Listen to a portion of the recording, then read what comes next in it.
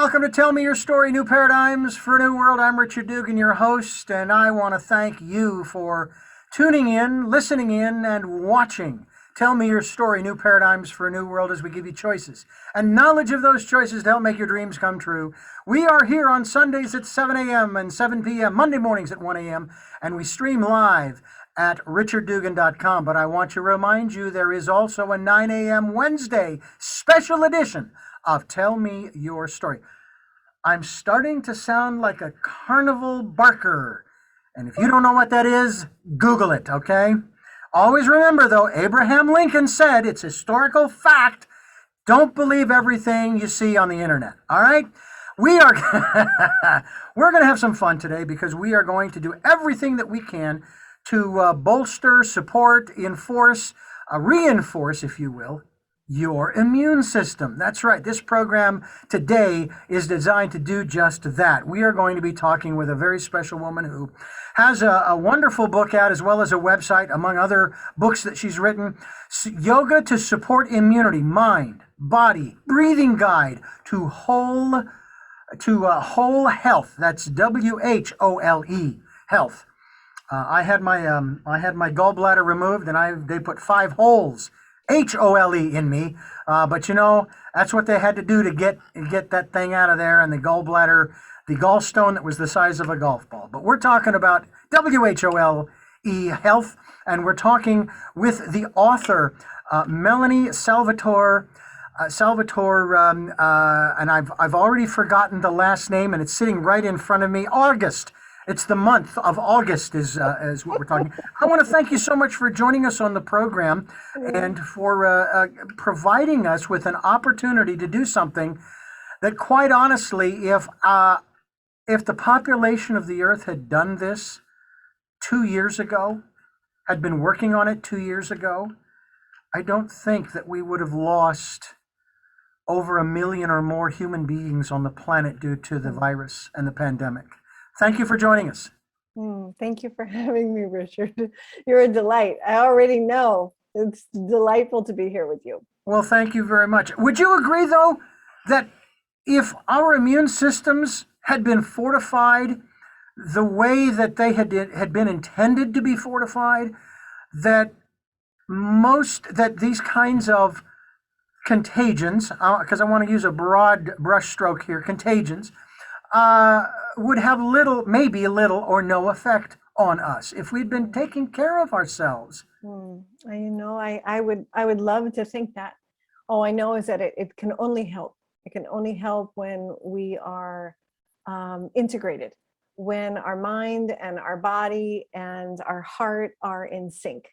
And when they are not in sync, I always think of it, in terms of if the right hand is cleaning and the left hand is dirtying, you're not going to get anywhere. So we have to work it together. We are not pieces of a robotic puzzle. We are an integrated being. And I hope that it would make a difference, and we're doing it now.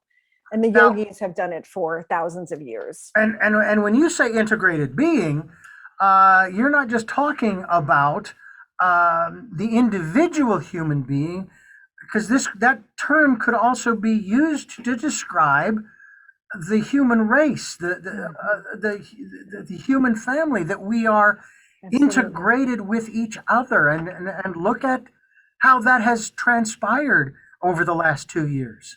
Over the last many thousands of years. Well, certainly, but right, but in terms of modern history. Yes, absolutely. Integrated human family, integration with the environment, instead of being at odds or in competition with, working in harmony. I mean, it's a huge conversation, and I humbly, I'm really offering just my viewpoint from, a human person, mom of 3 kids, and someone who's been practicing and struggling just like everybody else with health issues coming to balance. So big conversations, and yes, it's all true. Why yoga? I mean, there are so many different modalities out there. I mean, I've interviewed people talking about sound therapy, Sure. vibrational therapy, rhythm, light, Yes. crystals, Mm, vitamins and minerals, supplements, and so forth. mm, I don't know. I'll just throw these out here: Reiki and mhm. chiropractic, and then there's the cranial sacral Craniosacral. concepts, and but you're focusing in on yoga. Why? Mhm. Well, I'm leaning in right now and saying yes, and Okay. that yoga is all encompassing. That the aspect of yoga, though it's believed to be like, oh, you're going to stretch, you're going to do something, and yes, it can be, but yoga is a state of oneness. So the tools of yoga are many, and it's debatable, but I could say all the tools you mentioned could be tools of yoga when utilized in a way that unites the mind, the body, the breathing, and the heart, the conscious heart, the essential Hmm. heart, soul, if you will. So any tools can be yogic, and any practice that is aligned with these aspects of your being is yoga. Debatable, but from the classic definition of yoga, yoke to yoke. What are we yoking? Asana is poses. Asana is very helpful. We'll talk Hmm. about that too. Sure. But that is not necessarily yoga. So why yoga? Because for me, it's the modality that helped me shift. So it was the one that made the sense to my spirit. And so because it helped me feel better. I mean, that's the just feel good, feel better. I have felt compelled to then share it with others and be like, okay, this is going to be your practice, but this is what happened for me. I hope it's helpful. Hmm.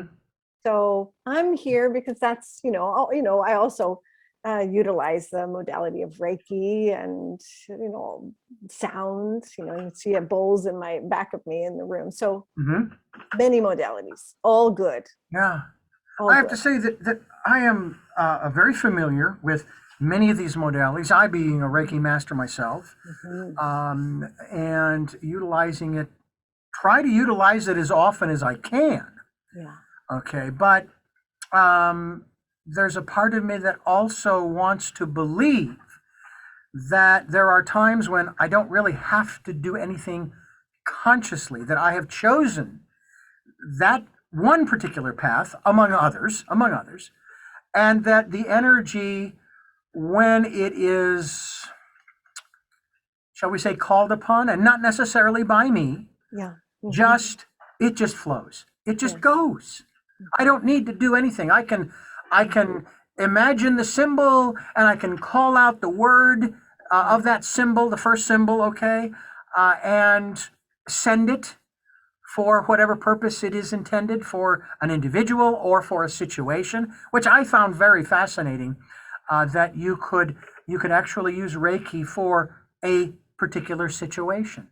Mhm. I thought Mhm. that was. It's like, well, wait a minute, but I can understand a person. My father's brother passed away from cancer, but before he did, I sent him absentee healing, which he used that energy to get angry and throw his medication across the room, get in his wheelchair, wheel across the compound where his family lived to his son's house where they had several hours of closure and what have you, and then he passed. Mhm. Now, that raises the question Mhm. that I ask all people of the health and wellness, shall we say, profession or vocation. Mhm.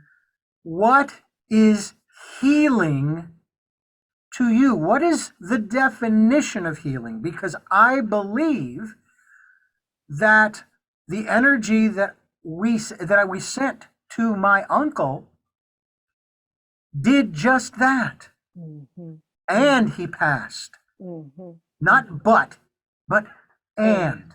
mhm, mhm. That's beautiful. It's a beautiful story. Thank you for sharing it. Um, yes, I would say what I hear is natural state. That the natural state of any of us, and you say like you don't need to do anything to share your Reiki. right? To share your energy. Really, it's tuning into a natural state. I feel like yoga is tuning into a natural state, and since we have a tendency to fragment, the mind is very powerful. It fragments us from our human family, from our own being. That we use, it can be helpful for some to use tools to defragment. So what is healing? What is healing to me would be is the aspect of coming into a unified awareness. And ideally, if you are coming into that unified awareness and there is a sense of peace or a sense of flow, that the body will harmonize, or the mind and heart will all harmonize.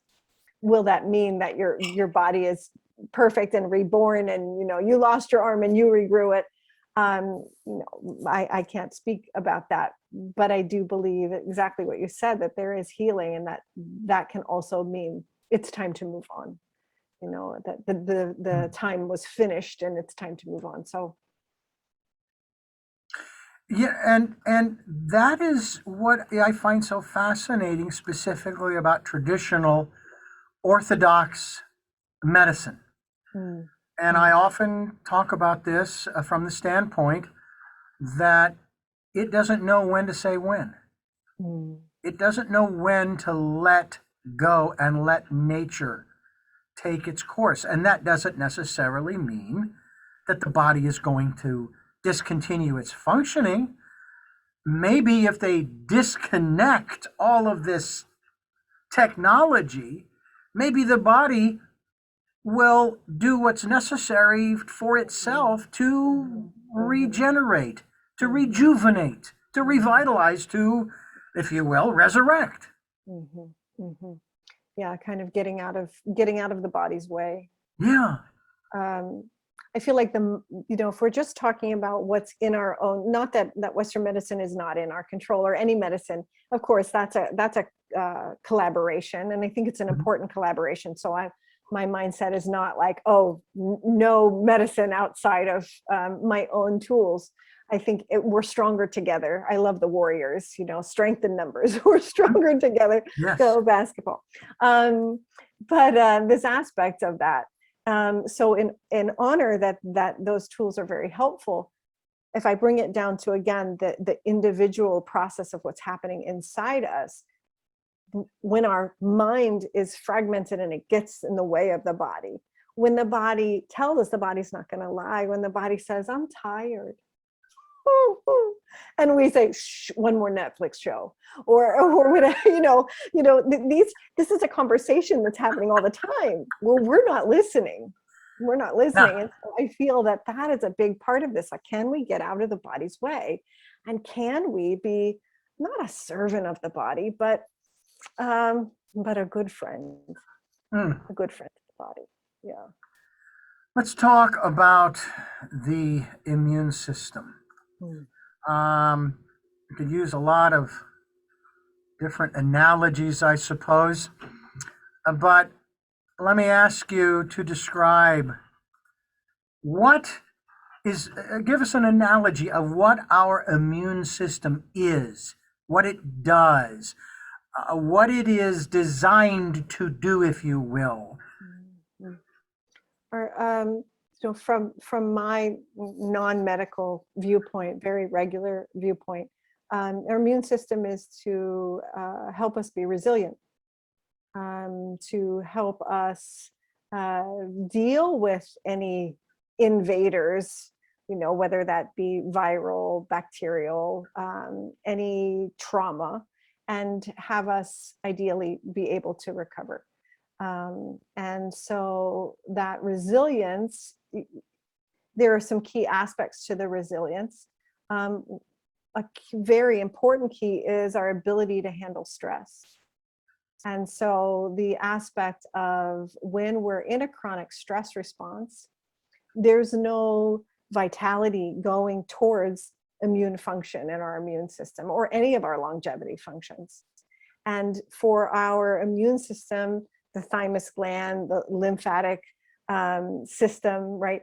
All these key are the guts is also a big part of the immune system. For everything to work at its optimum level, we have to have a rejuvenation time so we can rebuild or renew. And when we're in a chronic stress response, the energy, our vitality is going towards fleeing whatever we're scared of. And some aspects, from my understanding of our nervous system, is that it is a bit old-fashioned, right? It's about the tiger, right? Is the tiger coming? I have to run from the tiger, or I have to fight the tiger, fight or flight.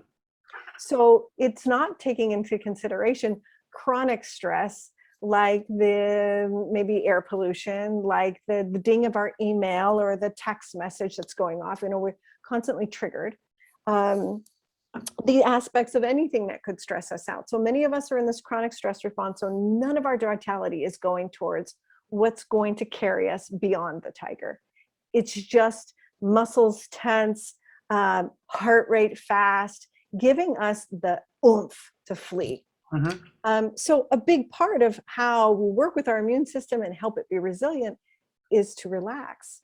And I go into that aspect of yoga because that's where the yogis, and from you know what's been passed on to me and what I've utilized I have 3 children, I have a career, I have a busy home, yet there are tools for a regular person to use. You don't have to be up in the mountain, though the mountain would be nice. But there are regular tools for any of us to help shift our nervous system into that relaxation response. And from that relaxation response, then boost this more complex immune system. But the tools themselves actually are not that complex, right? They're not that complex. Mm-mm. It's not like having to use a protractor. Oh, you just need a hammer and maybe a screwdriver and a wrench. That's all you need. When you hear that, like, take a deep breath, and you're like, yeah, whatever, take a deep breath. Okay. Take a deep breath. I did. Yeah. Yes, and there are these aspects. So first of all, you went right through your nose.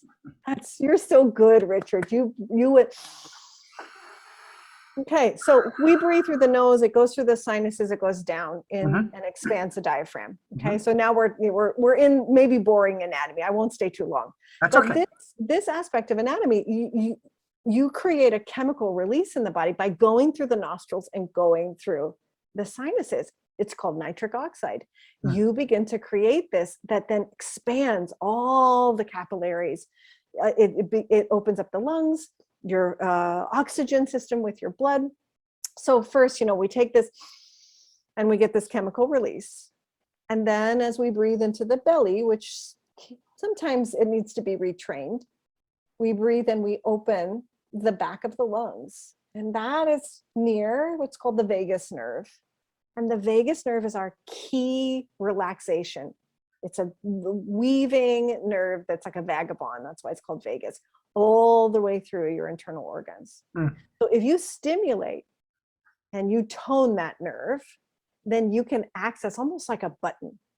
I'm stressed, now I'm going to relax. And so very simple, it's a deep breath. But if you know how to do it with a certain refinement and you believe, intention, belief, and you kind of started out with that here. It's like, I believe. If you believe that it is effective, you will do it. And if you do it and your mind's on board, then there's other reciprocal and cumulative effects of that will also enhance your immune system, which I'm happy to go into, but it could be a little boring. Well, we can talk about that because I think it's important.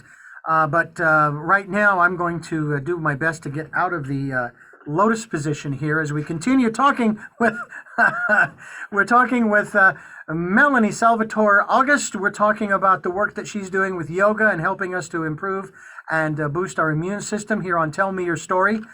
I'm Richard Dugan, your host, and I'm glad that you've joined us. We're talking about I want to talk about the positions, but you touched upon something that triggered in my mind that aspect of a particular philosophy that I'm going to say I grew up with, not just as a kid growing up watching my mother watching public television and doing, along with what was going on the screen, hatha yoga, Okay, as well as Jack LaLanne.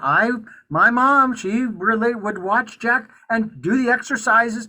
She had 6 kids to raise. You think you got problems? Hey, she had 6 problems.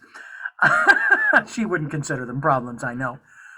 But the thing is, what you brought to my mind as a an early metaphysician of 17, from my metaphysical primer, autobiography of a yogi, you started talking about the spine.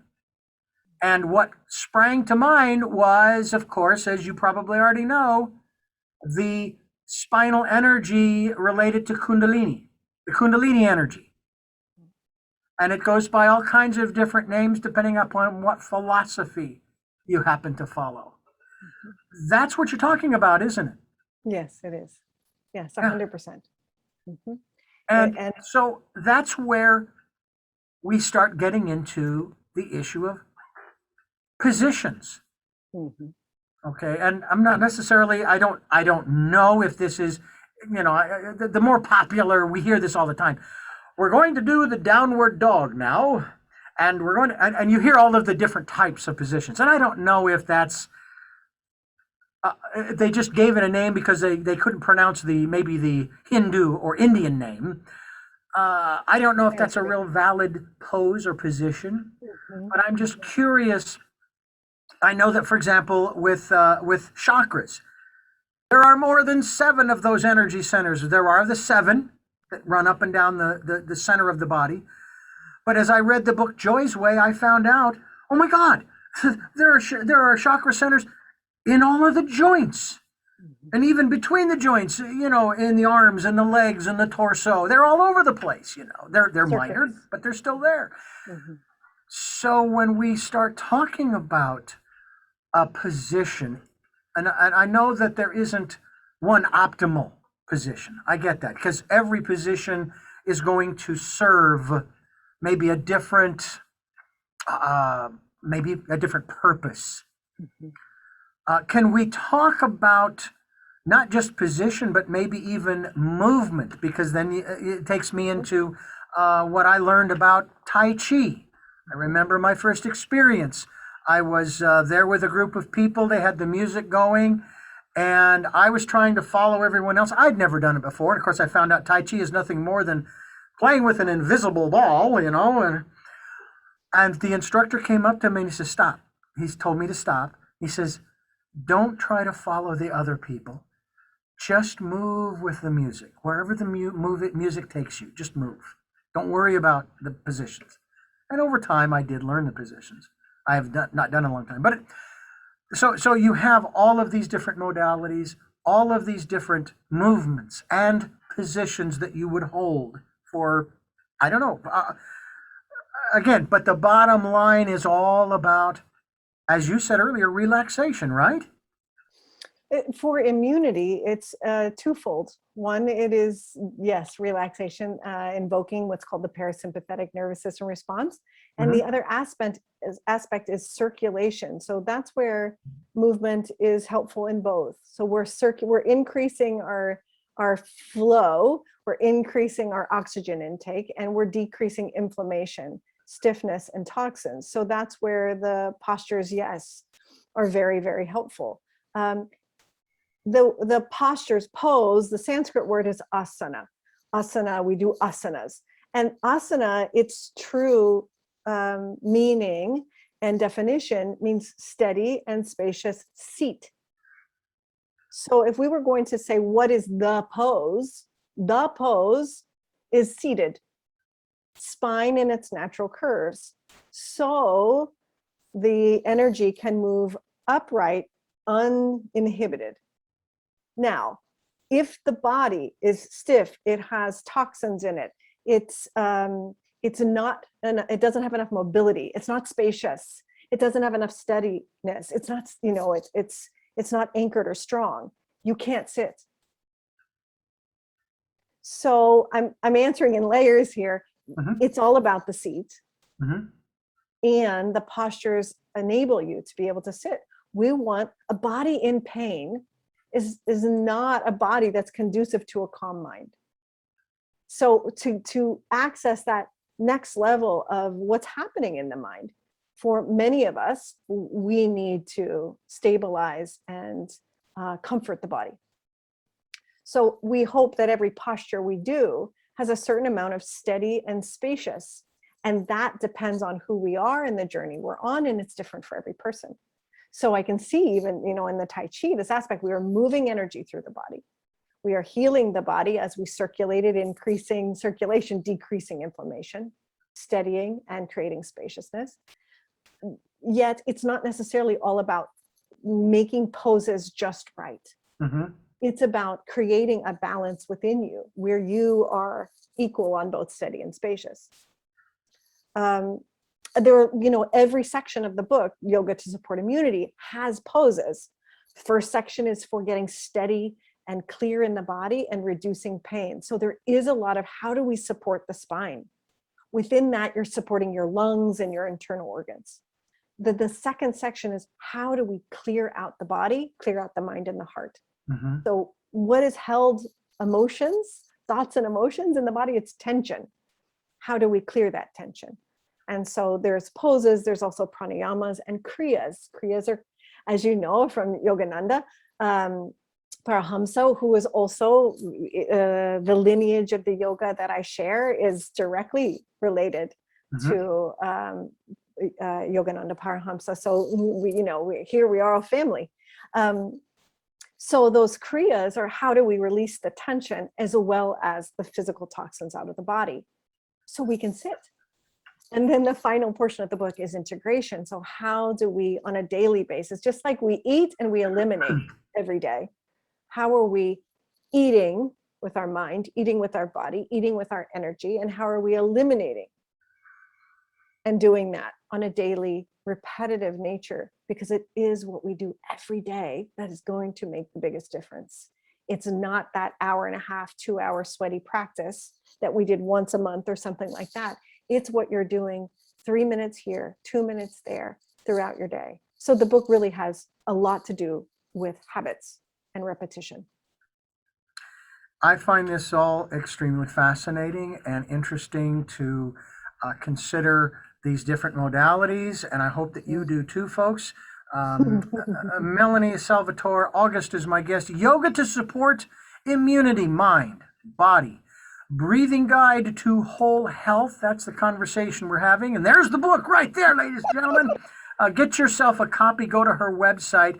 And by the way, that website, as soon as I pop over here, it just happens to be, well, geez, MelanieSalvatoreAugust.com. And just so you know, Melanie, we will be connected and linked to your website, both on the website as well as SoundCloud, and also on the video YouTube that people will be able to watch. They will see the link there up above you as well. So we hope that people will go to your website as we continue here on Tell Me Your Story. We are giving you choices and knowledge of those choices to help make your dreams come true as we come your way each week with programs that we hope inform and educate and enlighten. As I mentioned, we are on YouTube. YouTube channel is Tell Me Your Story. Surprise, surprise. Just look for the guy with the pardon me, with the dirty black hat. I'm looking at getting a new one, but well, you know us guys, Melanie, we like to hold on to a new what feels one. comfortable. It looks good. It's working. We also encourage you to go and subscribe to the podcast as well as to the YouTube channel. And the podcasts are on SoundCloud, iTunes, TuneIn Radio, Spotify, Stitcher, Player FM, Blueberry. We are also on iHeartRadio and Amazon Music, as well as a bunch of other locations. And as of this broadcast, Melanie, I don't know. I don't know what this number means. All I know is I'm excited that in 3.5 years that we've been posting to SoundCloud and all these other locations, we have 44,500 listens. 44,500 listens. I'm just glad people are listening and enjoying these programs and these podcasts and these video casts because I certainly do. We also encourage people who are moved by they feel a resonance with what we are talking about, I would hope that they would consider the possibility of supporting the work that we are doing here on Tell Me Your Story. We do have a PayPal account for your security as well as ours, and all you have to do is go to PayPal, type in my email address, richard@richarddugan.com, send us whatever you can. We are ever so grateful for every penny, every dollar that comes in that supports the work we're doing, because obviously hosting, the website hosting and the SoundCloud is, there's an expense there, and the processing and on and on and on. Fortunately, it's not that expensive, but nonetheless, we are grateful for those of you who do that. And we also encourage you, and here's an area we're going to get into too. I really want to talk about this, and then we'll get into some more of these positions that, again, everybody's different, so how you hold it is going to be an individual thing. But we also encourage people to participate, Melanie, in the Decade of Perfect Vision, the 2020s. We ask people to go within, to spend time in that still, quiet, calm, peaceful place, listening to the still, small voice, that intuition that will give you inspiration, encouragement, it'll give you guidance, it'll give you support, it'll allow you to relax and rejuvenate, re-energize.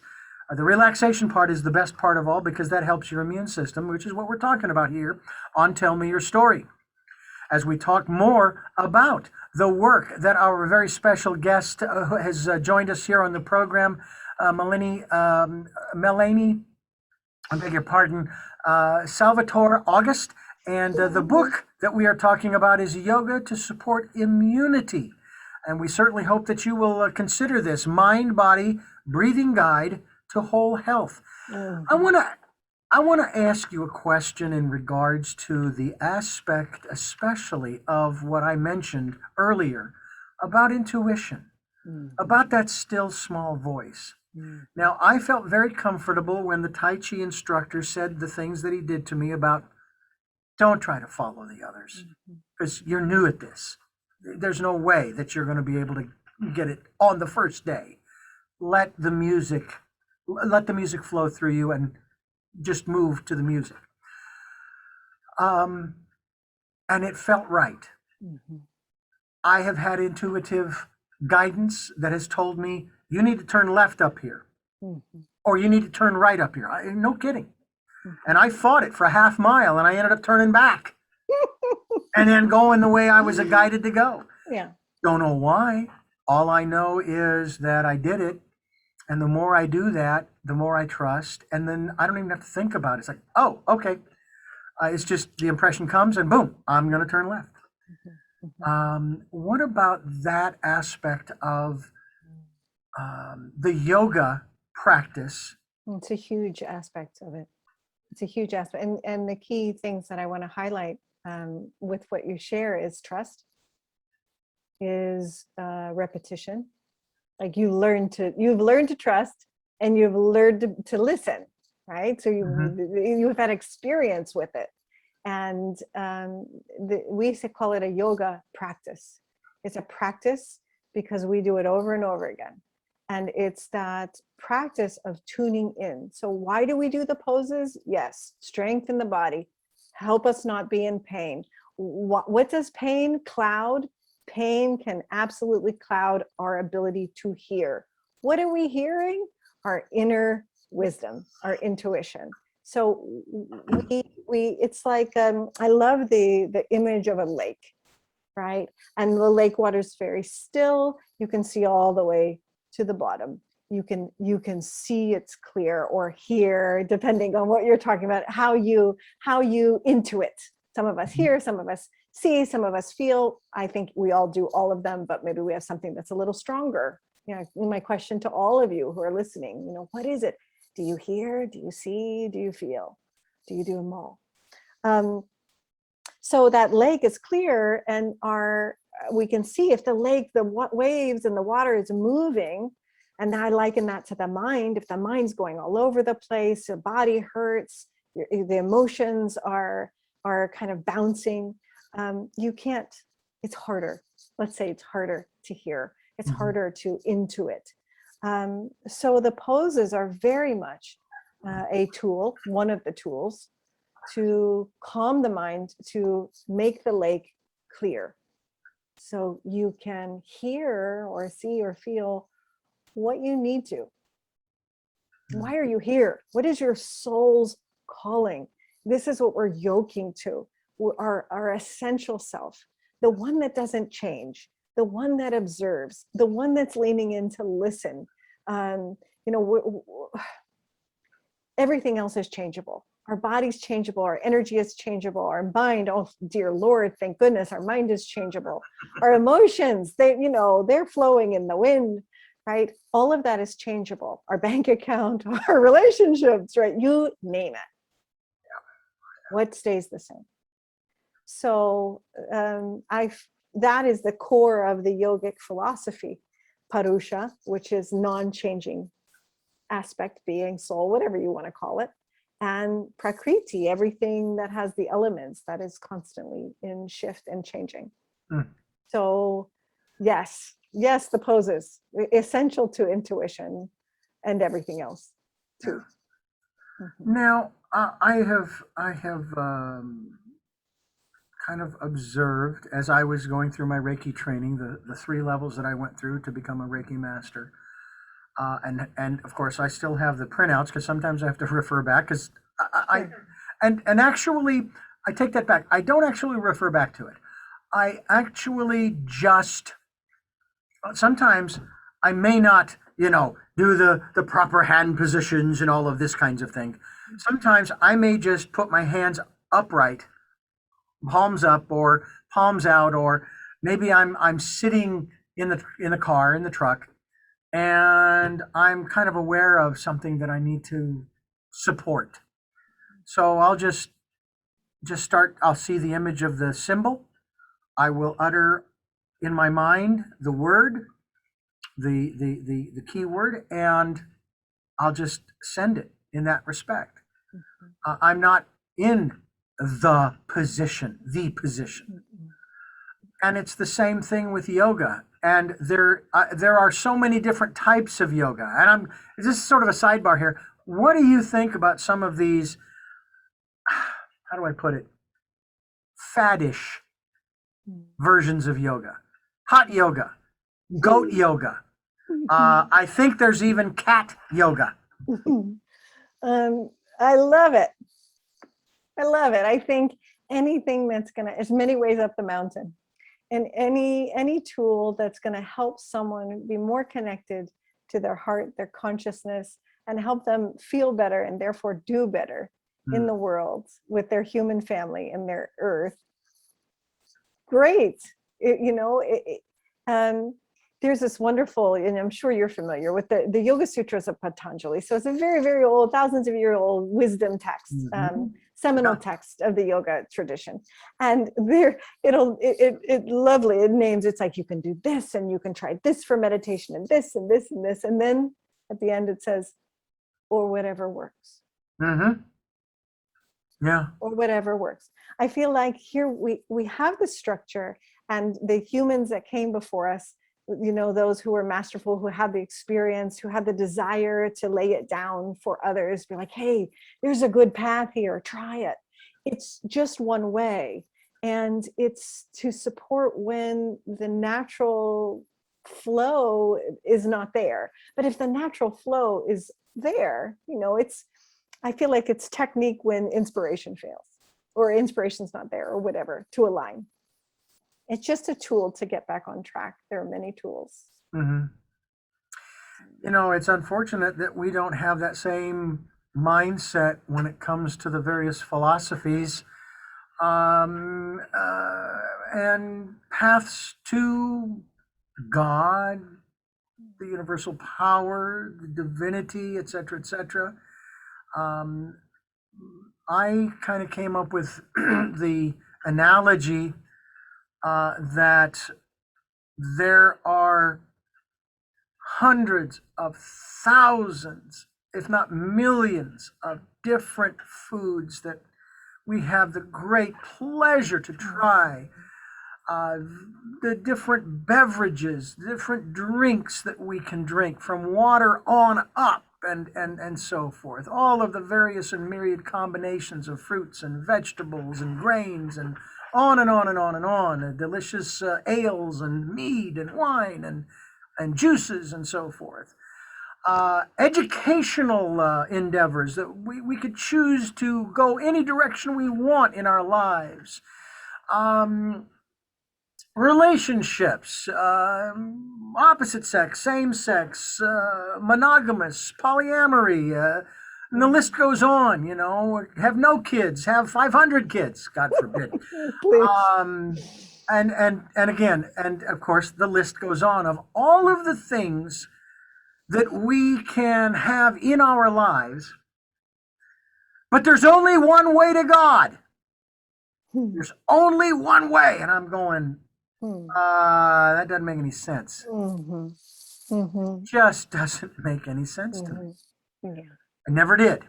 And that's why when I left the Christian radio station back in 1995, I was labeled as a casualty of Christian radio because I didn't toe the party line. I didn't want to toe the party line.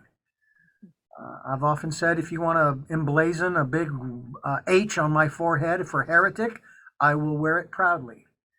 Because I still have questions.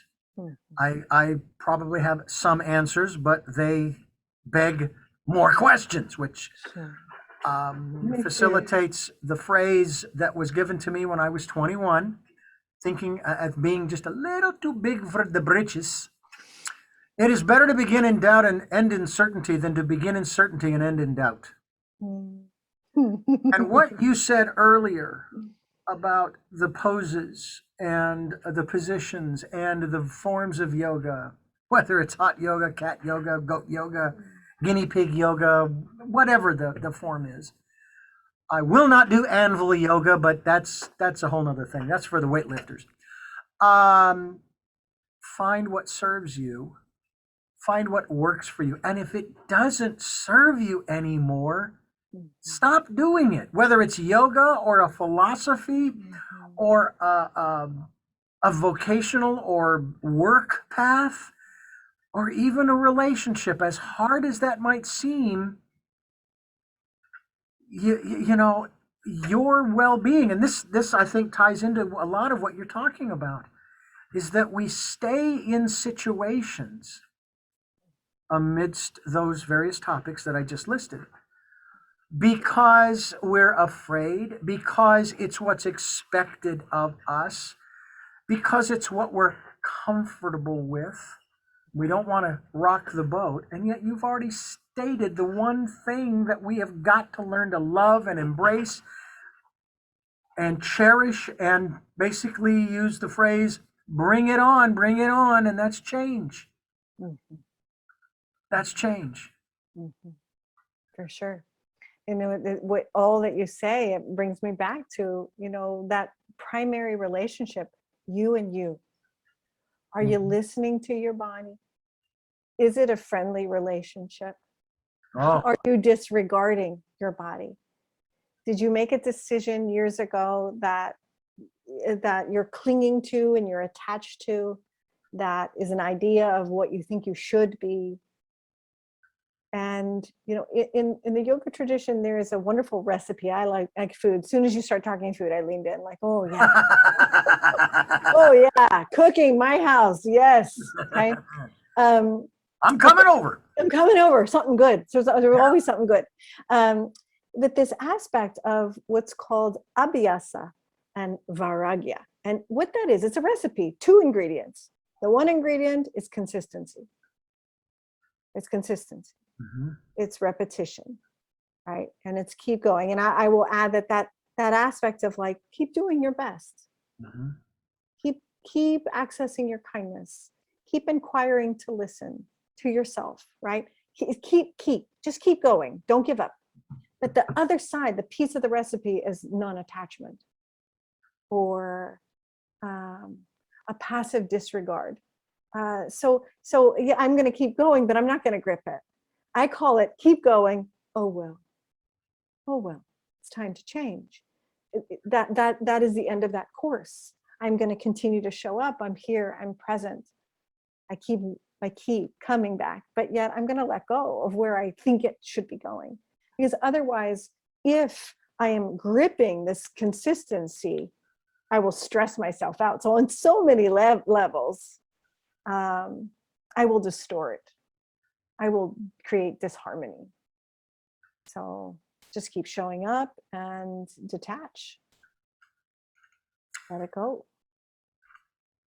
I'm here with Melanie Salvatore August. We are talking yoga for your immune system, if you will. This is Tell Me Your Story. I'm Richard Dugan, your host, and I thank you so much for staying with us here as we continue our conversation with Melanie Salvatore August. And we certainly hope that you take to heart the words that she says. I have to say that your example is epitomized by my analogy of these programs and what we do. And I'm going to go back to food, so you're going to end up leaning in again. Can't escape that. And that has to do with the fact that we lay out a smorgasbord. We lay out this huge, huge table. Okay? Every time we do a program, there's more on the table. And we ask you, the listener, the viewer, to come to the table and to take what resonates with you, what tastes good, all right? And then you walk away and enjoy that. Savor it. Grok it from Stranger in a Strange Land. Assimilate it into every subatomic particle of your being if it resonates with you. Don't if it doesn't. It'll make you sick, okay? Don't want that.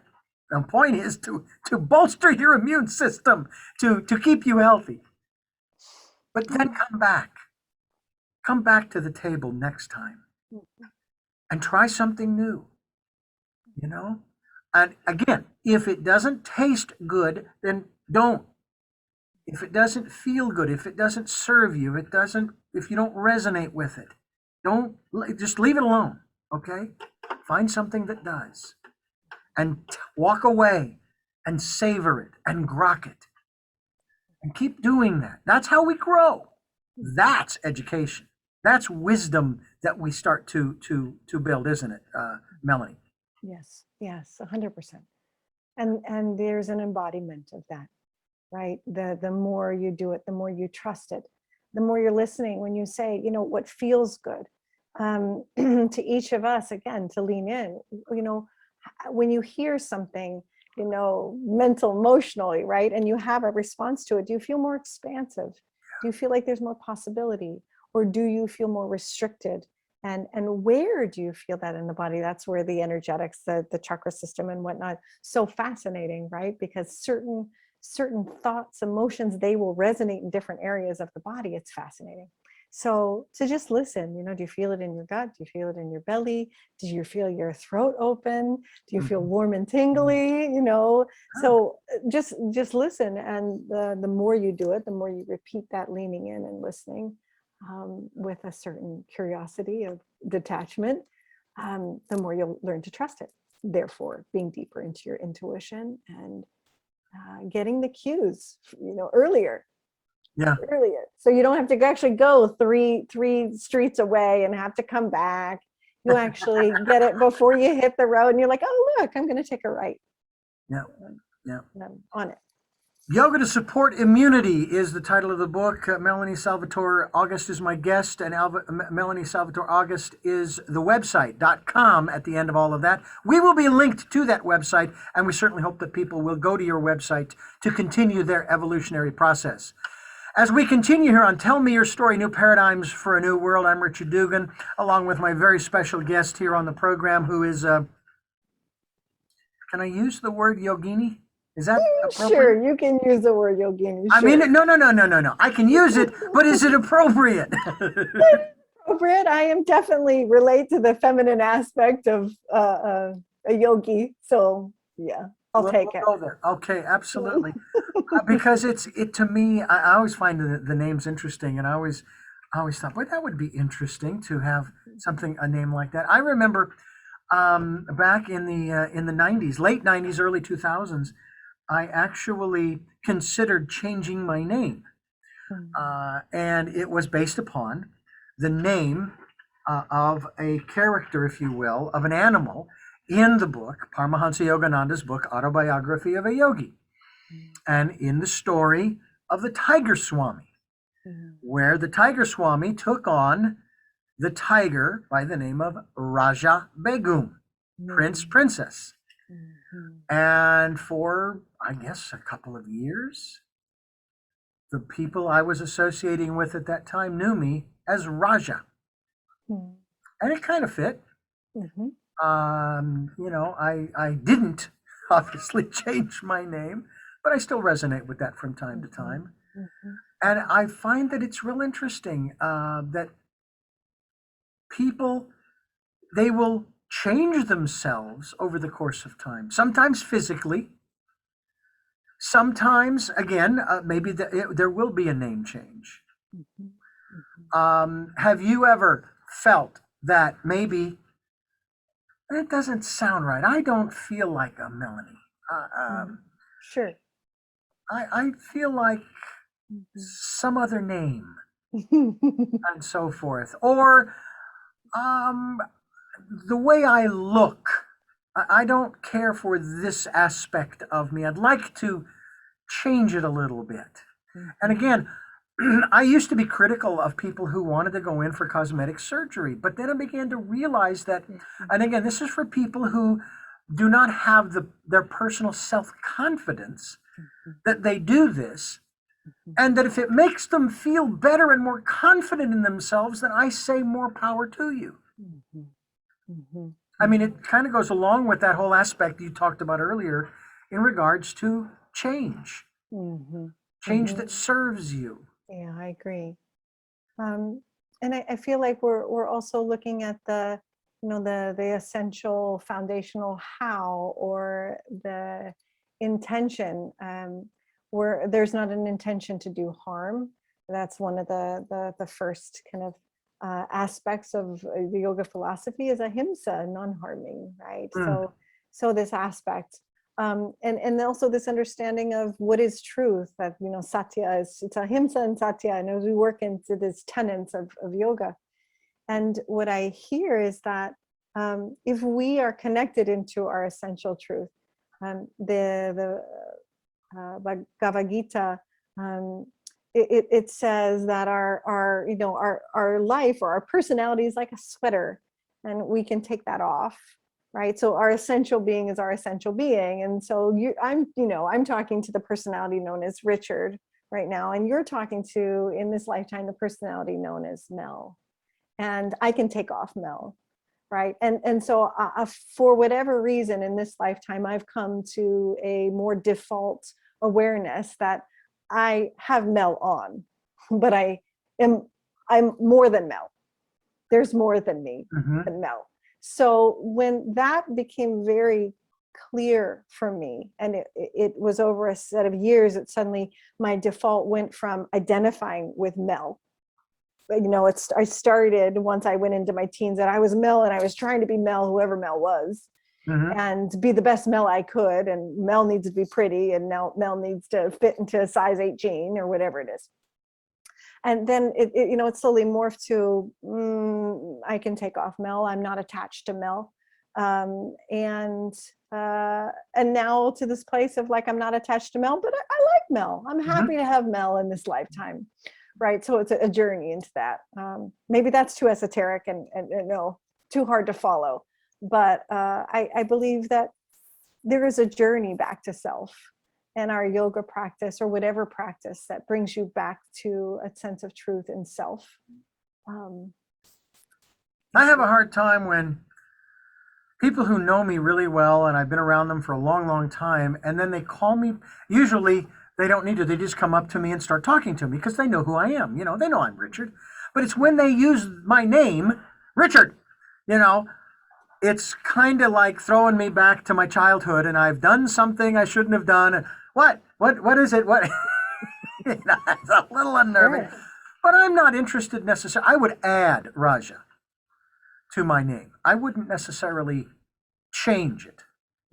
I would probably add it, or AKA some kind of thing, that type of thing. I want to let you folks know yoga to support immunity is to empower everyday people to use daily habits, yoga daily habits to boost immunity, longevity, functions, and just simply to be happier. Now, isn't it exciting, Mel, that we have this opportunity to have life, liberty, and happiness as it's found? Oh, wait a minute, no. Life, liberty, and pursuit of happiness. Oh man, we don't get happiness. We have to pursue it, don't we?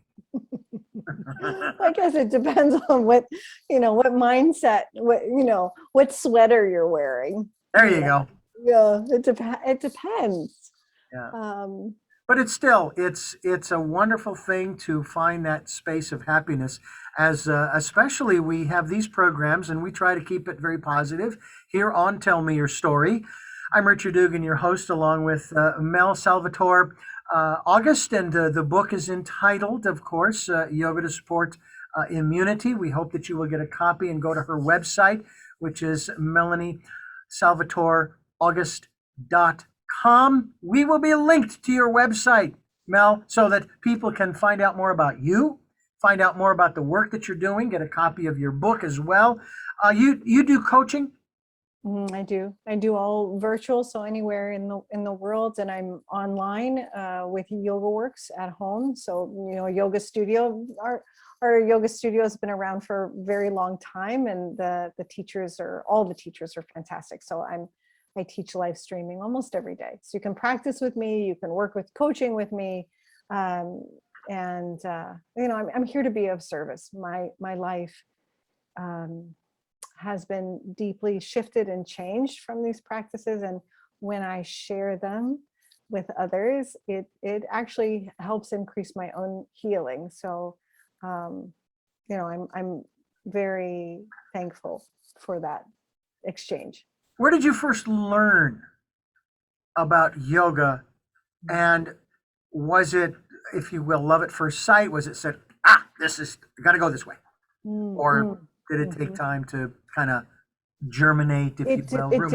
It did, and I was very young. I was preteens, and it was actually through meditation and through the little section of the bookstore in Pittsburgh, PA, in my little strip mall, and it said New Age, and so I was like, and the one there beside it said occult, which that felt naughty. So I was like, oh gosh, being 12 and okay, a book on meditation. So I started to learn about energy, meditation, use of mantra, shifting the mind when I was really pretty young. Then the yoga poses when I was in my 20s in New York, and I was deeply depressed and anxious and not being very nice to myself at a time in my life.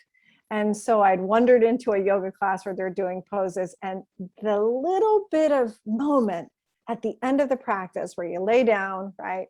And of course my fingers are tapping like, oh, what are we doing here laying down? Right? I'm so anxious. But something happened where, probably was just 1 minute, maybe even one breath, but I quieted.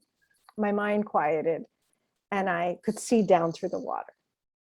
And that just kept me coming back, and then it started to increase. And it took many years before my default shifted, where I practiced so much repetition that I would stay more in a harmonious state. Now, I'm a mom of 3. We have a busy house. Like, my kids would be like, Mom, you're upset. You're not peaceful, like, for sure. But the time of coming back, right? The time of coming back to okay, what is the big picture? What is important? And how am I in the flow state or connect back to it? Is a lot less than it used to be. Well, we are just about here ready to wrap up this particular conversation. Would love to talk more with you about some of the other things that you are doing through the website and the work that you've been doing for, I don't know how many years, but it's obviously been long enough to where you are helping other people as well. You are giving them a hand up. Some would say paying it forward, whatever term you want to use. And we are very grateful for that fact. I do have 3 final questions that I ask all of my guests before we wrap up the program. And before we do that, again, I want to thank you, Mel, for joining us here on the program. It's been a My great pleasure. pleasure to get to know you. Yeah, me too. Thank you. Before I do the final three questions portion of our program, let me tell you or express my thanks to you for listening and watching. Tell me your story, New Paradigms for a New World, where we're giving you choices and knowledge of those choices to help make your dreams come true. Sundays at 7 a.m. and 7 p.m., Monday mornings at 1 a.m., Wednesdays at 9 a.m. for the special edition of Tell Me Your Story, as well as the podcasts on SoundCloud, iTunes, TuneIn Radio, Spotify, Stitcher, Player FM, Blueberry, as well as iHeart and Amazon Music. We also encourage you to go to YouTube. The Tell Me Your Story channel is on YouTube where you can watch the interviews. I hope that you will do that. Subscribe to the podcasts and videocasts as well. And we also ask if you like what we're bringing you, the guests we're bringing you, the subjects that we're bringing you, and you'd like to become a part of the work that we are doing by supporting us financially, we'd be ever so grateful. PayPal account is there for your security as well as ours. And all you have to do is send us the funds through using my email address, richard@richarddugan.com. That's simple. And any amount is gratefully appreciated. We'll take energetic support as well. We also ask you to participate in the Decade of Perfect Vision, the 2020s. Spend that time in that still, quiet, calm, peaceful place, listening to that voice, that divine voice, if you will, that still small voice. I didn't want to use the word still twice, but I can't get away from it. And we hope that you will listen to and follow the promptings. And I say this tongue in cheek, folks. If you're going to listen and not follow, what's the point of listening? So trust that that voice is there to help you and to guide you and move you forward. And with that said, now we move on to our the final portion of our game show, where we we ask our contestants three final questions, where each question is worth 500 points. I've never done this before like that, but it could be fun. First question that I have for you is, who is Melanie Salvatore August? A being of light. What is it that you hope to or want to achieve through the work that you are doing now? Help and support others connecting to their light. And finally, what is your life's purpose? To help others and to continue to remember my light and share it. Melanie Salvatore August, thank you again for joining us here on the program and sharing with us the work that you do through the book that you have out right now, Yoga to Support Immunity, and you have other books as well, other conversations that we will have down the road, and I thank you again for joining us. Thank you so much, Richard. Thank you for all the work you do. And I thank you for listening and watching Tell Me Your Story, New Paradigms for a New World, giving you choices and knowledge of those choices to help make your dreams come true. And until our next broadcast, podcast, videocast, love to love.